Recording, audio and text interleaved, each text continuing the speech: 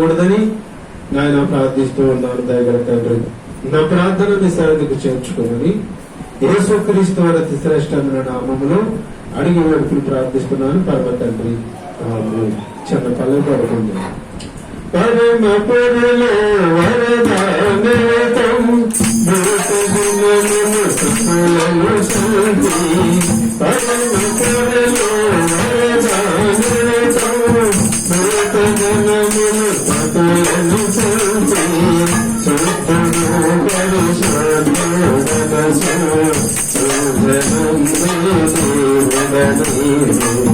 సుఖము పరిశాంతి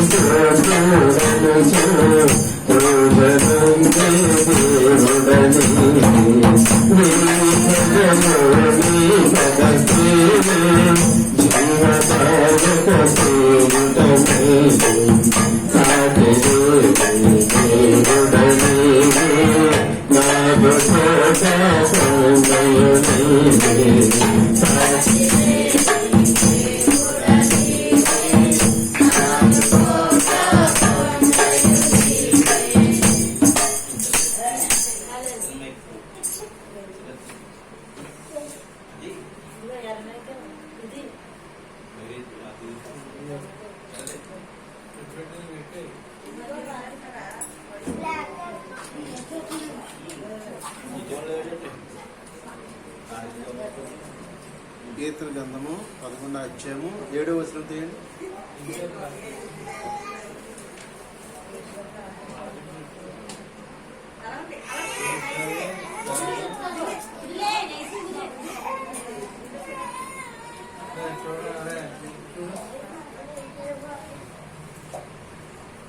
తీసారా ఏంటి?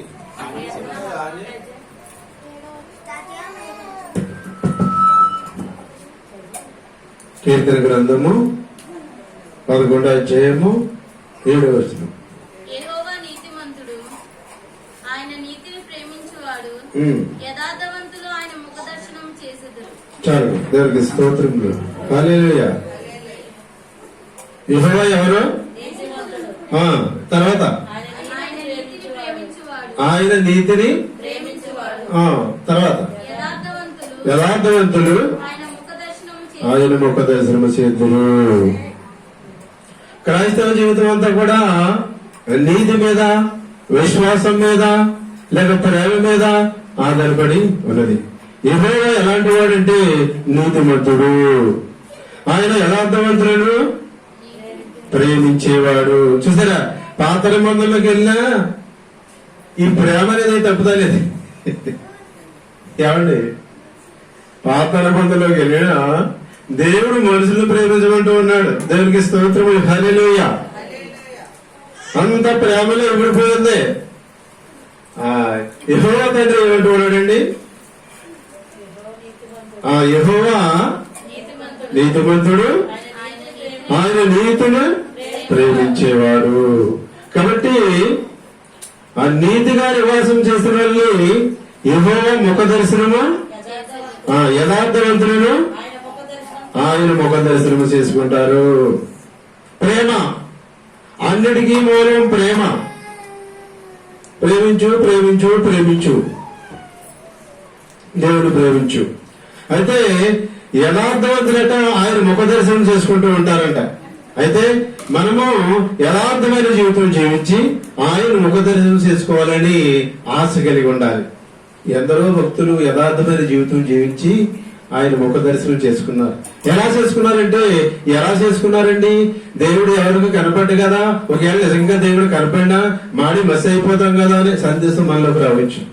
మనం యథార్థమైన జీవితం జీవించి ఆయన చూడాలని ఆశ కలిగితే మనకి ఎంత భక్తి ఉన్నదో ఆ భక్తికి సరిపడంత మహిమ తగ్గించుకుని ఆయన వచ్చి స్వప్నంలో లేదా దర్శనంలో మనకు దర్శనం ఇస్తూ ఉంటాడు.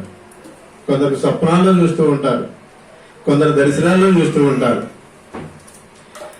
ఇది కొత్త నిబంధనలో కూడా ప్రభువు యేసుక్రీస్తు వారు చెప్తూ ఉన్నారు కొండ మీద బోధలో. ఏమని? హృదయ శుద్ధి గలవారు వారు దేవుని చూసేదరు. ఎందుకు ధన్యులు అంటే దేవుడు చూస్తారు కాబట్టి వాళ్ళు ధన్యులు. కాబట్టి హృదయ శుద్ధి గల వారు ధన్యులు, వారు దేవుని చూస్తారు. దేవుడు చూస్తారు, కనబడతాడు దేవుడు అని వాక్యం దేవుడే సెలవిస్తూ ఉన్నాడు. కనబడడు అన్నది మనం ఏమన్నాం? నిజమే, కనబడ్డాడు. ఎవరికి కనబడ్డాడు? వాక్యానుసారమైన జీవితం లేని వాళ్ళకి, దేవుని భయభక్తమైన జీవితం లేని వాళ్ళకి దేవుడు కనబడ్డావు. కాబట్టి దేవుని చూడాలని ఆశ కలిగిన వాళ్ళకి దేవుడు కనబడతాడు. ఎలాగైనా కనబడతాడు, లేక ఆత్మతో దర్శిస్తాడు నిన్ను, అదే నీకు కనబడతాం. దేవుడు ఆత్మ నేను ఆవరిస్తే అది దేవుడు నీకు కనపడినట్టే. దేవుడు ఆత్మ కనుక ఆత్మతో నేను ఆవరించినప్పుడు ఆయన నీకు కనపడినట్టే. 2000 సంవత్సరం గుర్తు దగ్గర 97 కేఎన్ పవన్ గారి మీటింగ్ లో మేము మీటింగ్కి వెళ్తే, మేము ఒకందుకు వెళ్తే ఓడి జరిగింది. నేను ఎందుకో ప్రార్థన చేసి నా శరీరంలో ఉన్న బలహీనత భావం నేను ప్రార్థన చేస్తుంటే దేవుని ఆత్మతో నేను దర్శించాడు దేవుడు. నేను చెప్పగలను, ఎందుకంటే నిజంగా దర్శించాడు కాబట్టి నేను చెప్పగలను. అబద్ధం అయితే చెప్పలేము. నన్ను దర్శించాడు దేవుడు, నేను చెప్పగలను. అమ్మా ఇలా జరిగిందంటే మరియమ్మ గారు ఇప్పుడంటే మాకు ఇంగ్లీష్ కానీ అప్పుడు కూడా ఆమె మామయ్య దేవుడు నేను దర్శించాడు, నేను దేవుడు వాడుకుంటాడని అప్పుడే చెప్పింది. అలాగే ఆయన దర్శించాడు, ఆయన వాడుకుంటూ ఉన్నాడు. కాబట్టి మనం ఆశ కలిగి ఉంటే కనబడుతూ ఉంటాడు దేవుడు. దేవుడు చూడాలని ఆశ నీలో ఉండాలి. ఎందుకంటే ఆ ఆశ ఎందుకు కలిగి ఉండాలంటే రేపటి రోజులు పరలోక రాజ్యం మనం వెళ్తాం కాబట్టి.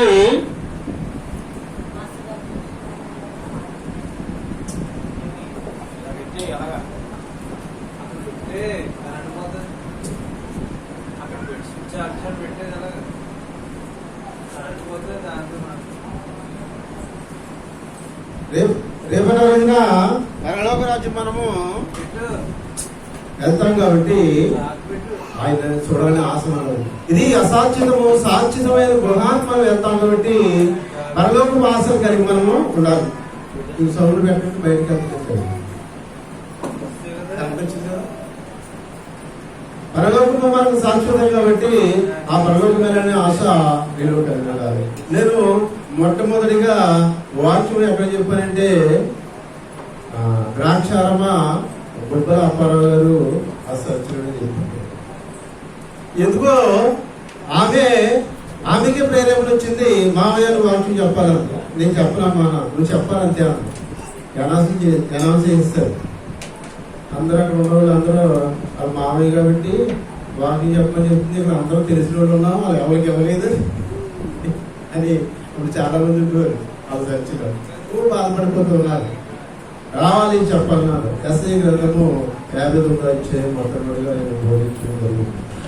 బోధించిన తర్వాత మీటింగ్ అంతా అయిపోయిన తర్వాత వాళ్ళు అనుకున్నారట, ఈయనకి మనం వాక్యం ఇస్తూ ఉన్నాం, వాక్యాన్ని చదువుకునేస్తున్నారు. అక్కడ కూర్చుంటారు. అయ్యా మీరు ఎక్కడ ట్రైనింగ్ అయ్యారు, ఎక్కడ చెప్పారు, వాక్యం ఎంత బాగా చెప్పారు మీరు, మిమ్మల్ని మేము అంత అలా అర్థం చేసుకోలేదండి. ఎక్కడా ట్రైనింగ్ అవ్వక్కర్లేదు. దేవుని ఆత్మలను ఆవరించినప్పుడు ఎక్కడా ట్రైనింగ్ అవ్వక్కర్లేదు.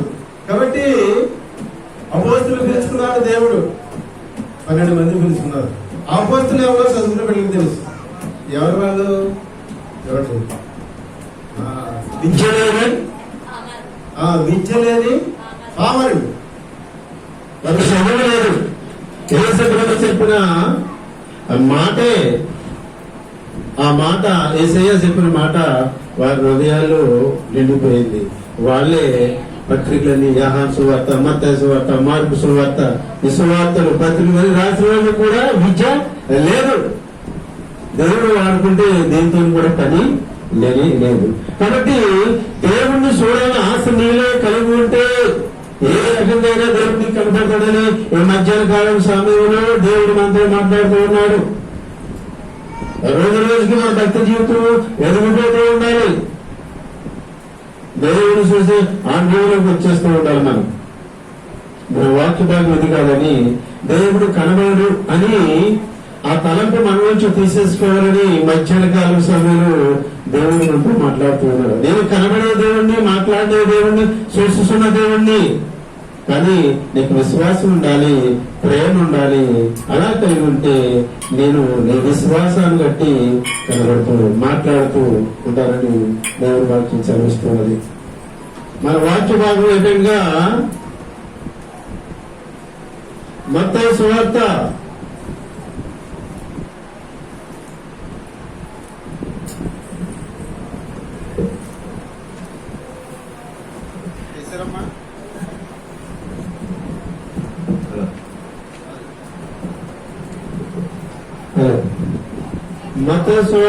3వ అధ్యాయము 13-14 చదువుకుందాం. ఆ సమయమున యోహాను చేత బాప్తిసం పొందుటకు యేసు గలిలయ నుండి యోర్దాను దగ్గరున్న అతని యొద్దకు వచ్చాను.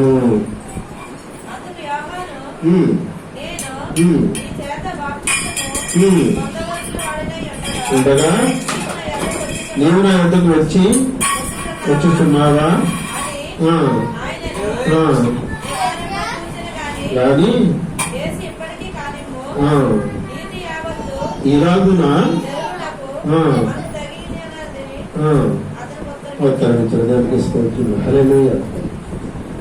యోర్దాను నదిలో యోహాను గారు బాప్తిసం ఇస్తూ ఉన్నారు.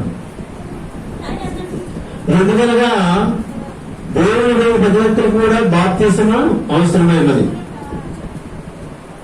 బాప్తిసం పొందకపోతే దేవుని బిడ్డ కాదు. పాత నిబంధనలో చూసినప్పుడు సున్నతి కావాలి. దావీదు మహారాజు గారు అంటారు గొలియాతును చూసి, ఈ సున్నత లేని ఈ ఫిలిష్తీయుడు సున్నత కలిగిన దేవుని బిడ్డను జయించగలరా అని పడుతున్నా. ఏదది సున్నత లేని ఫిలిష్తీయుడు సున్నత కలిగిన దేవుని బిడ్డను జయించగలరా? మీరు ఎందుకు భయపడుతూ ఉన్నారు? చిన్నవాడినైనా నేను జయిస్తాను అని విశ్వాసం కలిగి పెరుగుతూ ఉన్నాడు.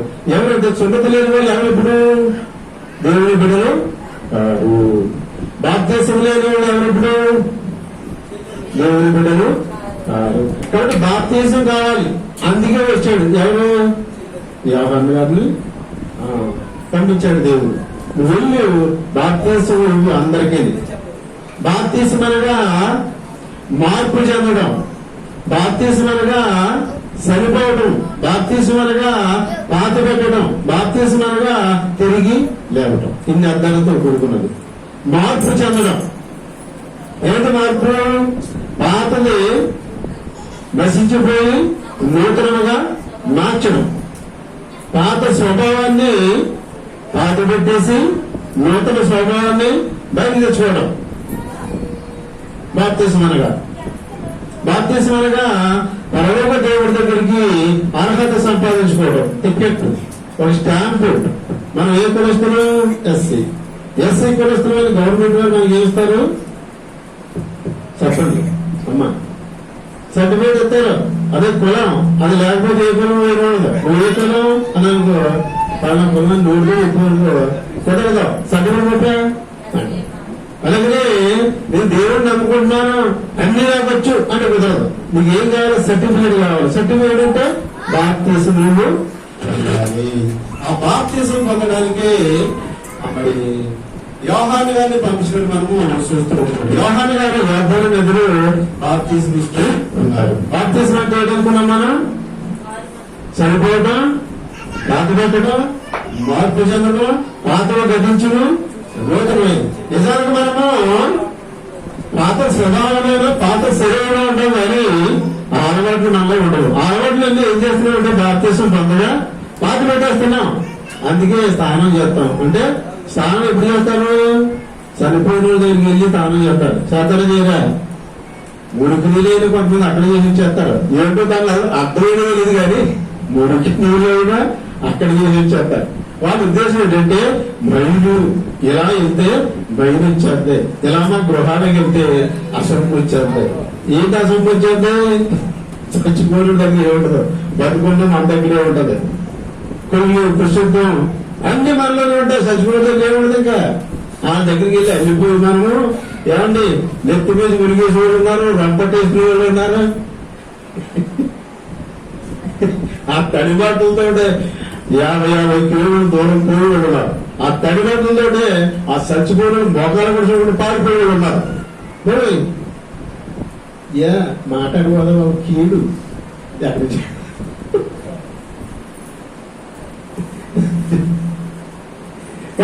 మాట్లాడితే కీడ చచ్చిపోతున్నాడు.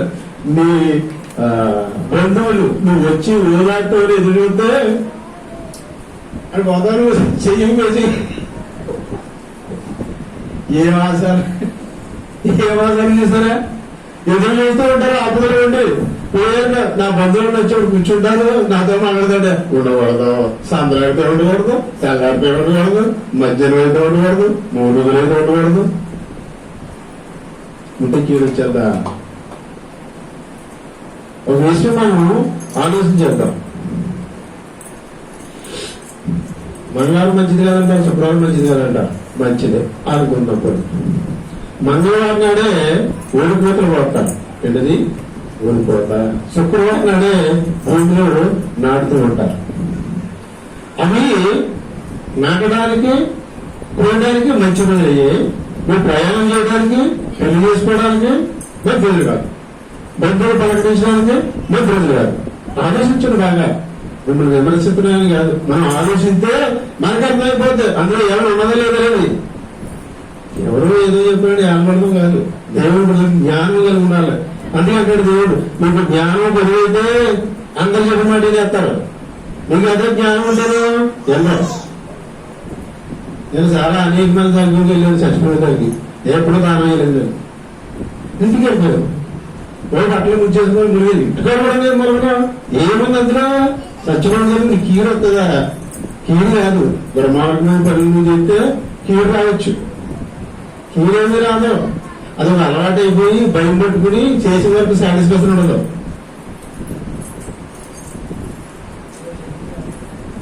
అయితే నాటడానికి మంచి రోజులు, పలకరించుకోవడానికి వివాహానికి చెడ్డ రోజులు. సరే అలా అనుకుందాం. మరి శుక్రవారం నాడు విపరీతమైన కొడుకు వచ్చేది మనకి అటు ఇటు తెలియజేస్తూ ఉంటాం. శుక్రవారం కదా, హాస్పిటల్కి వెళ్ళకూడదు కదా. వెళ్తామా వెళ్తామా? ఏమైనా మంచి రోజు కాదు కదా.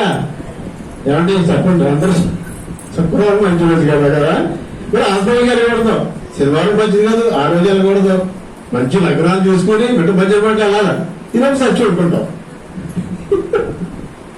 ఇప్పుడు చెప్పండి అందులో ఏమన్నా కల్పితము చెప్పి వినియోగం ఉంటే ఏదో చెప్పొచ్చు. కల్పితము ఆసారంగా అలా వస్తూ ఉంటాయి. అసలు హాస్పిటల్కి తెలియపోతాం, సరిపోతాం. మంగళవారం హాస్పిటల్కి వెళ్ళిపోతే సరిపోతాం. కాబట్టి దేవుడి బిడ్డలకి ఇటువంటి సెంటిమెంట్లు ఉండనే కూడదు. లోకంతో స్నేహం చేయకూడదు. ఏం చేయకూడదు? లోకంతో స్నేహం చేయకూడదు. ప్రత్యేకమైన వాడు నువ్వు మధ్యగా నువ్వు నీతో మాట్లాడుతూ ఉన్నాడు. ఏంటది? ప్రత్యేకమైన వాడు. అన్ని అంటుకోకూడదు, అన్ని ముట్టుకోకూడదు, అన్ని చూసేవాడు, అన్ని మాట్లాడేవాడు.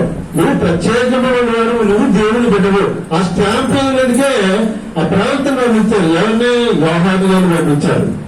యోహాను గారు బాప్తిసం ఇస్తూ ఉన్నారు. ఇంకొక విషయం చెప్తాను నేను. మనకు తెలీదు. మనం విగ్రహంగా అర్పించిన వాటిని తెలిసి మనం తినకూడదు. తెలియకుండా తినేసిన పర్వాలేదు, కానీ తెలిసి తినకూడదు. ఆ ఇచ్చిన వారికి పాపం. ఎవరిది? తెలియకుండా తెచ్చి ఇచ్చిన వారికి పాపం. మనకు తెలియదు కదా. ఒక తెలిసి తింటేనా అంటే పాపం. ఏమి పాపం తెలుసా? విగ్రహములకు అర్పించేది విగ్రహానికి ఇస్తూ ఉన్నారు. ఆ దేవతలు పెట్టేవాళ్ళు పెడుతూ ఉన్నారు. అది ఆహారమే. అది అక్కడ వెళ్ళిందో బట్టి ఆహారంలోకి వెళ్తే ఆ సొత్తు అయిపోద్ది. అవి మనం తినకూడదు. తింటే మనకు నష్టం. తింటే దేవుడు దూరం అయిపోతూ ఉంటాం. దేవుని ఆశ్రయం దూరం అయిపోతాం. తింటే నష్టం వచ్చేయలేదు. ఎన్నేసార్లు తినేసామండి, మనకు నష్టం వచ్చిందా? ఎలా చెప్తున్నారంటే దైవాసులు అది కోల్పోతావు. దైవాశ్రయాలను కోల్పోయి నష్టాలు పెరుగుతూ ఉంటాయి. దేవుడు శిక్షించేయండి. నువ్వు దేవుడికి దూరం అయిపోతాయంటే, ఆశ్రయాలు కోరుకుంటాయంటే. నేను విషయంలో బాధపడుతూ ఉన్నాను. కాంగ్రెస్ బట్టి పెడుతున్నాడు పాపం, తర్వాత కనపడుతుంది. మరి దేవుని ఆశీర్వాదాలు కావాలి కదా, కడగట్టు ఉంటాయి కదా. ఒకవేళ మధ్యలో ఉండలేకపోతే అన్నాన్ని తెలిసి రావాలి కదా. ఇలా దైవాశీర్వాదం ఉంటే ఏంటి ఉపయోగం మనకి? ఆదివారం నాడు 7 ఆశీర్వాదాలు ఉన్నాయంట. ఏ ఆశీర్వాదాల్లో ఎన్ని పట్టుకెళ్తున్నామో మొత్తాన్ని పట్టుకెళ్ళకుండా పోతున్నారేమో.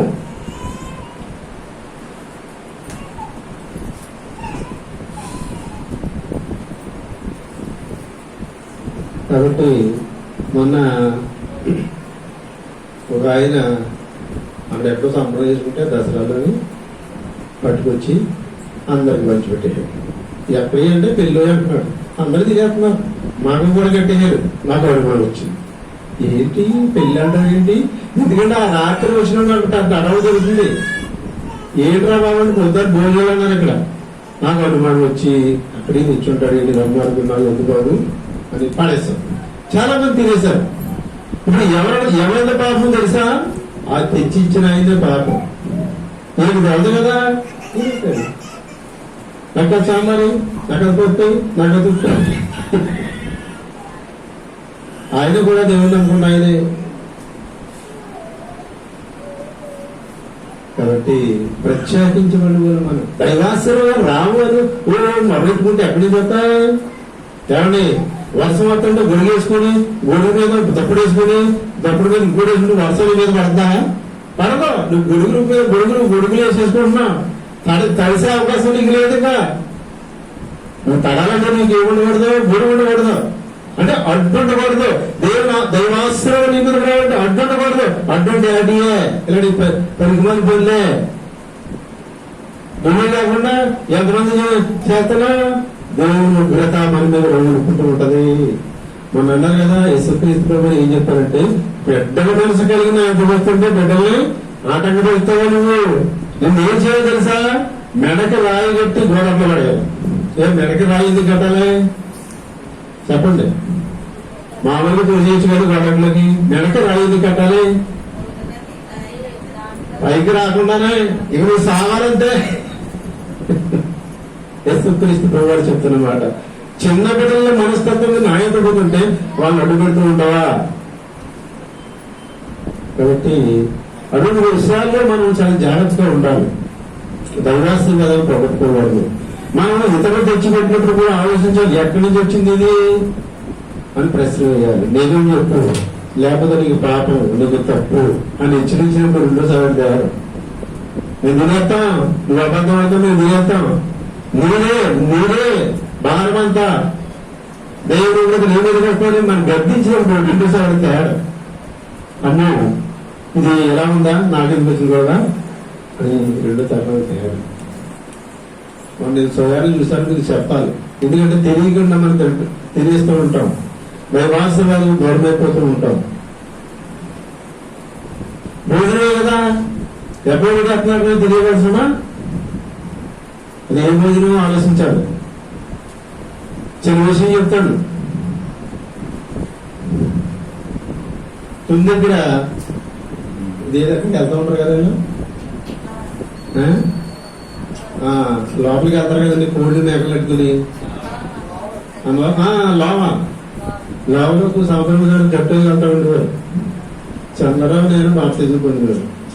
ఆ రోజంతా పరమ ఉపవాసం, టీ కూడా దొరికింది కాదు. ఇగో మీకు కోళ్ళు ఇస్తామయ్యా, సపరేట్గా వండుకోండి అని ఇంకొకటి వచ్చాడు కూడా. ఇదిగో సారీ వేసుకుని తినమయ్యా బాబు, సారీ వేసుకుంటే తప్పలేదు. అయ్యయ్యో మీరు తింటే చూస్తూ ఉంటారా?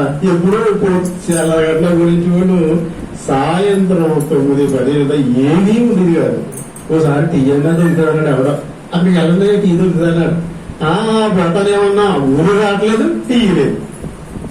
కాబట్టి అలా ఎన్నో సంవత్సరాలు ఉపవాసాలు ఉన్నాం, టీ కూడా లేకుండా. తినలేదు. దేవుడికి స్తోత్రం, హల్లెలూయా. దేవుడిచ్చిన శక్తి ఆయనే.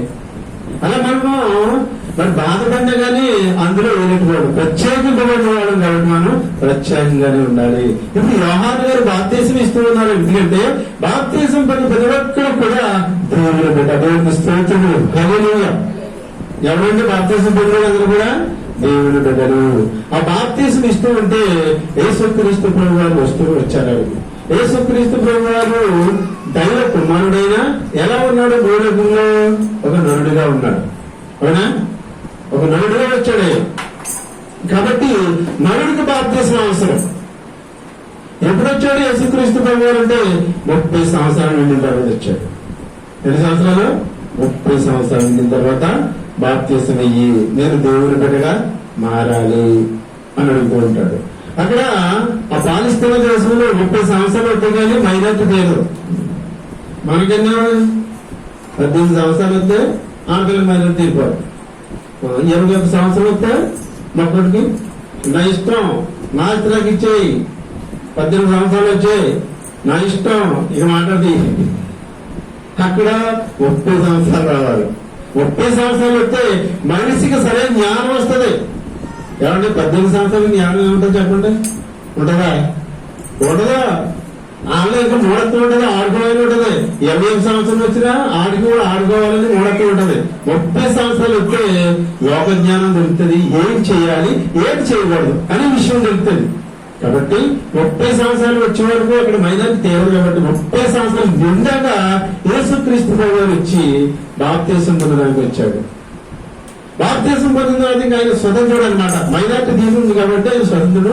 దేవుని బిడ్డగా స్టాంప్ వేసుకున్నందుకు ఎక్కడికి వచ్చాడంటే ఆ యోహాను గారి దగ్గరికి వచ్చాడు. ఏంటమ్మా?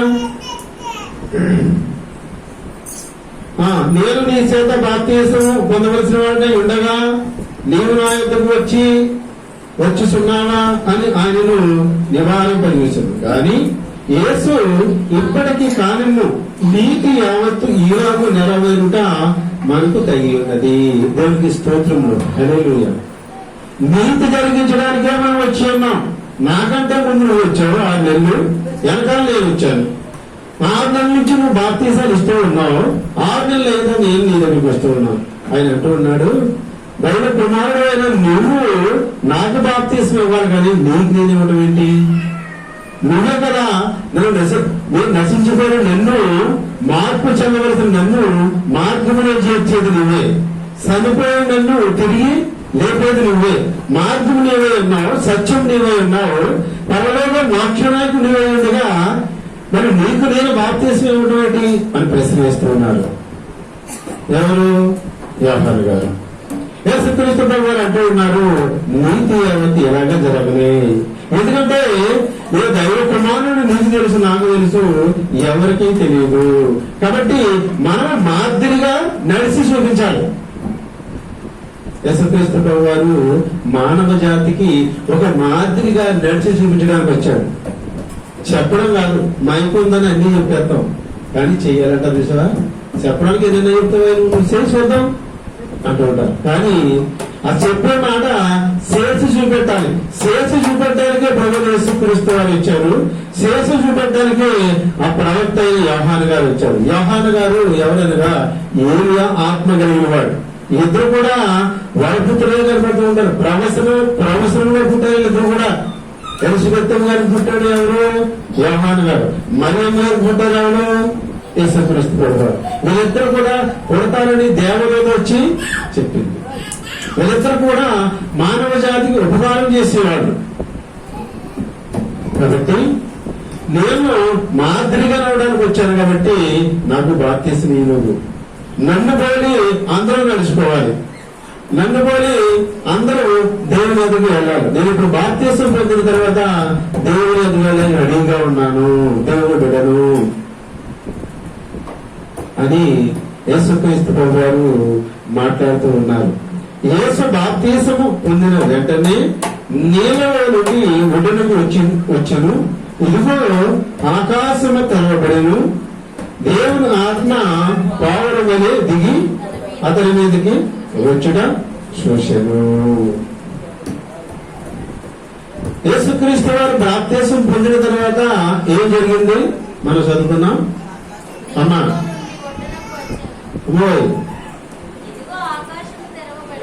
ఇదిగో ఆకాశము తెరవబడి దేవుని ఆత్మ పావురం వలె దిగి తన మీదకి వచ్చాను. చూసారా? ఎప్పుడైతే బాప్తిసం పొందామో మనం ఎదిగి ఏమొస్తుంది తెలుసుకోవాలి. మనం విషయాలన్నీ ఏమొస్తుంది? యేసుక్రీస్తు ప్రభు గారు బాప్తిసం పొందారు, మానలాగా మానవుడిలో ఉన్నాడు. ఆయన మీదకి ఏమొచ్చింది? దేవుని ఆత్మ వచ్చింది. నీ ఆ మీదకి కూడా ఎప్పుడైతే నువ్వు బాప్తిసం పొందావో దేవుని ఆత్మ నీ మీదకి వస్తుంది. అది నీకు తెలియకుండా వస్తూ ఉంటది. నీ మీదకి వచ్చి నీలో ఉంటది. ఆ ఆత్మ ఎన్నాళ్ళు నీలో ఉంటదంటే మంచి పనులు చేస్తే స్టాండర్డ్ గా మనలో ఉంటది. మళ్ళా పాత జీవితానికి అలవాటు పెడితే ఆ ఆత్మ మనలో ఉండనే ఉండదు. యేసుక్రీస్తు ప్రభు వారి మీదకి వచ్చిన ఆత్మ నీ మీదకి నా మీద కూడా బాప్తిజం పొందినప్పుడు వస్తూ ఉంటది. అయితే మనం ఏం చేస్తూ ఉంటామంటే కొద్ది రోజుల నుండి ఎరుపు తెగుతూ ఉంటాం.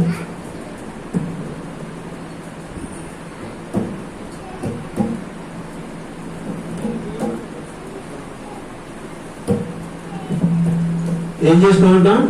బాప్తిజం పొందిన తర్వాత మనం ఏం చేస్తూ ఉంటాం? అబ్బాయి నేను బాప్తిజం పొందాను, అట్లా రాను, ఎక్కడ రాను, ఈ సినిమా చూడను, అక్కడ మాట్లాడిన 1 నెల 2 నెలలు ఖచ్చితంగా ఉంటాం. అక్కడి నుంచి జాగా మళ్ళీ ఏకమైపోతూ ఉంటాం. ఏకమైపోతుంటే ఇంకా ఆత్మ మనలో ఉండని ఉండదు. దాని గురించి అండగొట్టిన పౌలు గారు కుక్క తన వాంతకు పెరిగినట్టు పంది బురదలో వెళ్ళట్టు.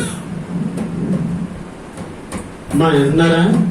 కుక్క ఏం చేస్తుంది? తన వాంతకు పెరిగినట్టు పంది బురదలో పడినట్టు. కుక్క వాంత చేస్తుంది. ఆ వాంత చేసుకుంటే దాన్ని మళ్ళీ తినడానికి అసహ్యంగా వస్తుండదు. తెలుగు ఇంకా వాంత చేసుకుంది కదా, ఆ మాట అంటేనే మనకు వాంత వచ్చినట్టు ఉంది. అంటే పాత స్వభావాన్ని, పాపం స్వభావాన్ని ఏం చేసాం? బయట పారేసాం. పారేసిన మళ్ళీ దాన్ని ఎందుకు తినడానికి ప్రయత్నం చేయకూడదు. అది ఉద్దేశం, అది ఆయన చెప్పే ఉద్దేశం. కుక్క తన వాంతకు తిరిగినట్టు పంది బురదలో తగ్గినట్టు. పందిలోకి ఆయన శుభ్రంగా స్నానం చేసి ఇంట్లో పెట్టి వెళ్తున్నాడంట. వెళ్తుంటే దానికి ఎంతో బాధగా ఉంటుందంట. అసలు సాటిస్ఫాక్షన్ లేదంట, మనశ్శాంతి లేదంట. ఓ రోజు నేను నీకు ఉండలేను బాబు, ఈ జీవితం నాకు ఇద్దరు పరిగెట్టి వెళ్ళిపోయి బురదలు పడి వెళ్ళి ఓహో నా జీవితం ధన్యమైంది. ఏమైంది? నా జీవితం ధన్యమైంది. ఆ సువాసనలోనే, ఆ సెంటులోనే నా జీవితం అంతా గడిపోయారని వెళ్ళిపోయారు బాబు, నా బురద నాకు దొరుకుతుంది సాగు అందులో కూడా చూడండి. దాన్ని పోల్చుకొచ్చారు భక్తులు. కుక్క వాంతకు తిరిగినట్టు పంది నేను సొంత వాళ్ళు కాదు, అపోతులు పౌరు గారు చెప్పిన వాళ్ళు కొరిదే పత్రికలు ఉంటాయి. కుక్క ఏం చేస్తుందండి? తన వాంతకు తిరిగినట్టు పంది బురదలో సమాన సంఘం మన సంఘాన్ని హెచ్చరిస్తూ ఉన్నాడు. మిమ్మల్ని హెచ్చరిస్తూ ఉన్నాడు. అంటే పాత స్వభావంలోకి అలా పాత స్వభావం మనం చూడాలి. ఎలాగా? బురదలాగా కుక్క వాంతి చేసినప్పుడు పాత అలవాటు అలా చూడాలంట. మనం వాటిని అసహించుకోవాలట. అసహించుకోకపోతే దేవుడికి మనము యేసుక్రీస్తు వారు బాప్తిసం పొందారు. పొందిన తర్వాత ఆయన మీదకి దేవుని ఆత్మ వచ్చింది. అలాగే నువ్వు నేను మనం బాప్తిసం పొందినప్పుడు ప్రతి ఒక్కరి మీద కూడా దేవుని ఆస్తి వస్తారు. అయితే కొంతమంది ఆత్మను అలా నిర్మించుకుంటూ ఉంటారు. కొంతమంది కొన్ని రోజులు ఉంచుకొని పాడు చేసుకుంటారు. పాడు చేసుకుని కుదిరేస్తారు. మళ్ళీ లాభంతో ఏకమైపోతూ ఉంటారు. అమాసుకోకున్నాను వస్తూ ఉంటారు, ఏదో తింటారు, ఇది చేస్తుంటారు. కానీ ఆత్మను వెలిగించుకుంటూ ఉండాలి. యేసుక్రీస్తు ప్రభు గారు మరి మాదిరిగా మరి మనకు జీవించి చూపించడానికి వచ్చాడు. ఆయన బాప్తిసం పొందాడు, ఆత్మ ఆయన మీదకి వచ్చింది. తర్వాత ఇంకో మాట ఉంది అక్కడ, చదవమ్మా. ఈయనే నా ప్రియమైన, చెప్పండి, ప్రియమైన కుమారుడు. అమ్మా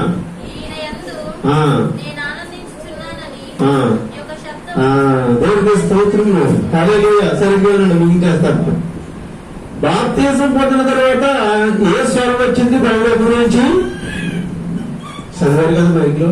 ఈయన యందు నేను ఆనందించుచున్నానని ఈ యొక్క శబ్దం ఆకాశం నుండి వచ్చింది. పైకెళ్ళమా. ఇదిగో ఈయనే నా ప్రియకుమారుడు, ఈయన యందు నేను ఆనందించుచున్నానని ఈ యొక్క శబ్దం ఆకాశం నుండి వచ్చెను. చూడండి ఏం చదివిందని ఆ అమ్మాయి.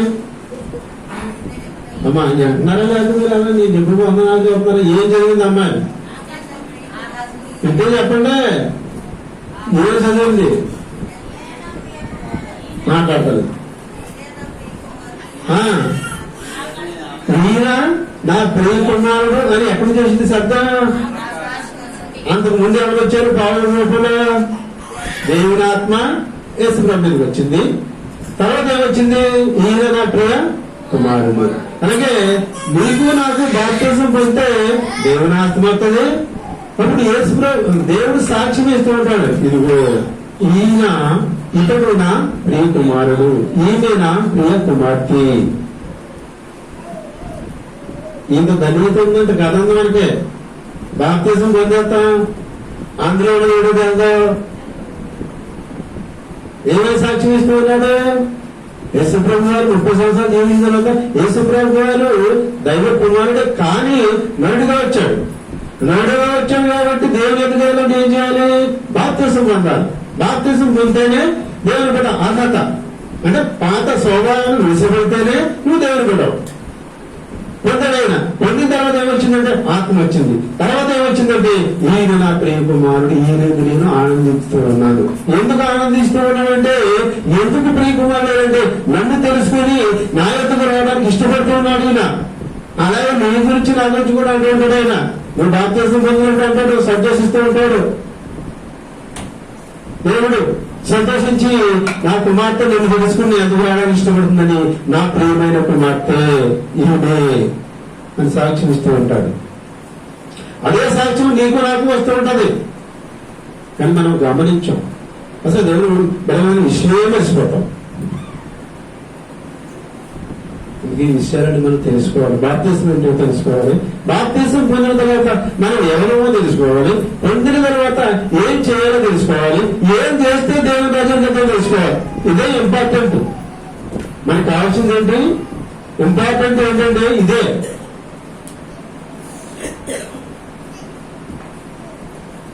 ఆత్మ వచ్చింది, దేవుడు స్వరం ఏర్పడింది, నా ప్రియ కుమారుడు, ఈరోజు నేను ఆనందిస్తూ ఉన్నాను. ఇంకోటి జరిగింది అక్కడ.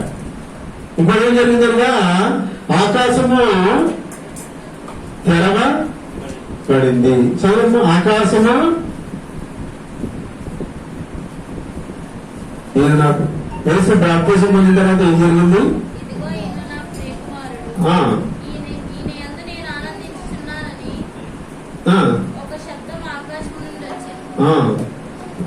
అప్పుడు అపవాది చేత కాదు, ఇంకా వెనక్కి పైకి వెళ్ళి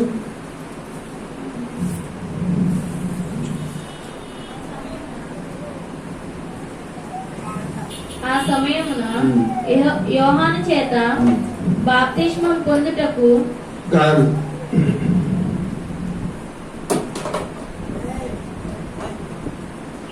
ఆకాశము తెరవబడెను. ఇదిగో ఆకాశము తెరవబడెను అనుందా లేదా? యేసు బాప్తిస్మం పొందిన వెంటనే నీళ్ళలో నుండి ఒడ్డునకు వచ్చెను. ఇదిగో ఆకాశము తెరవబడెను. చాలు, దేవునికి స్తోత్రం. హల్లెలూయా. ఏం తెరవబడింది? యేసు ప్రభు గారు బాప్తిజం పొందిన తర్వాత ఆత్మ వచ్చిన తర్వాత ఆకాశం తెరవబడిందంట. అంటే ఆకాశంలో ఏమున్నది? దేవుడు అంటాడు. దేవుడి పట్నము తెరవబడింది. అంటే అప్పటి వరకు దేవుడి పట్నం ఏమైంది? మూడబడి ఉన్నది. ఎవరికి కూడా వెళ్ళే అధికారం లేదు.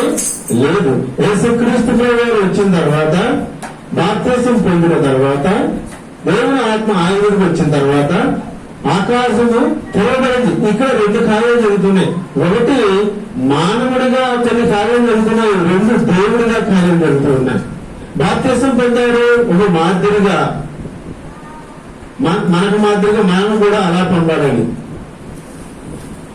తండ్రి చెప్పాడు, నా ప్రియమైన కుమారుడు అని. తర్వాత ఆకాశము తెరవబడింది. అంటే ఆకాశము మూయబడి ఉన్నది. ఎప్పటి వరకు ఎవరు కూడా వెళ్ళడానికి వీలు లేదు. యేసుక్రీస్తు గారు వచ్చి దాన్ని తెలిసినట్టు మనం చూస్తూ ఉంటాం. కాబట్టి ఆయనే మోక్షలోక నాయకుడు కాబట్టి, ఆయన బాప్తిజం పొందాడు కాబట్టి, దేవునికి వారసుడు అయ్యాడు కాబట్టి, దేవుడు బిడ్డ అయ్యాడు కాబట్టి, ఆయన బాప్తిజం పొందిన ఆకాశం తెరవబడింది.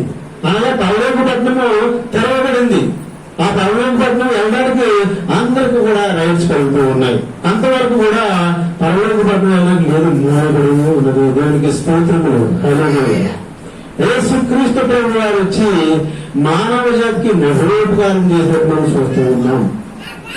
ఆయన వచ్చి మరి బాప్తిసం పొంది మరి దేవుడికి వార్చడం అయ్యాడు కాబట్టి ఆకాశం తెరవబడింది, అలా పౌరవ పట్టణం తెరవబడి ఉన్నది. దాన్ని మనం స్వతంత్రించుకోవాలి. దాన్ని మనం స్వతంత్రించుకోవాలంటే ఎంతో కష్టపడాలి. నీతి నియమంతో కూడింది ఆ దేవుడి రాజ్యము. ఆసామాస కాదు. దేవుడితో సహవాసం చేయాలంటే ఆసామాస కాదు. కానీ దైవ గ్రంథం అంతా కూడా మన హృదయంలో భద్రపరచుకోవాలి. ప్రతి ఒక్క మాట కూడా దేవుడిని మనం వదిలేయకూడదు. యేసయ్య వచ్చి ఆకాశాన్ని తెరవబడింది. ఆయన బాప్తిసం పొందే దేవుడి కుమారుడిగా మనం చెప్పుకుంటూ ఉన్నాం. ఇది మరి మానవ జాతికి మాదిరిగా కనపడుతూ ఉన్నది.